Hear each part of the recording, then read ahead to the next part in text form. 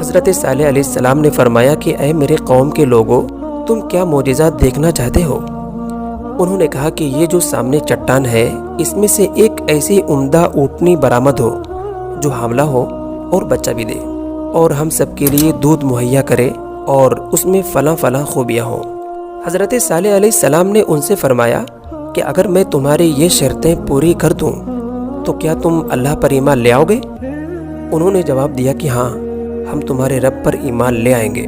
حضرت صالح علیہ السلام نے اللہ کی حضور رو رو کر دعا فرمائی اور اپنی قوم کی فرمائش پوری کرنے کی التجا کی۔ اللہ تعالیٰ نے اپنی نبی کی دعا قبول فرمائی، اور دیکھتے ہی دیکھتے چٹان پھٹی اور اس میں طویل قامت ایک خوبصورت اونٹنی برآمد ہوئی۔ اس میں وہ تمام خوبیاں تھیں جن کی ان کی قوم نے فرمائش کی تھی، مگر عقل سے بالا تر قوم سمود یہ منظر دیکھ کر لاجواب ہو گئے۔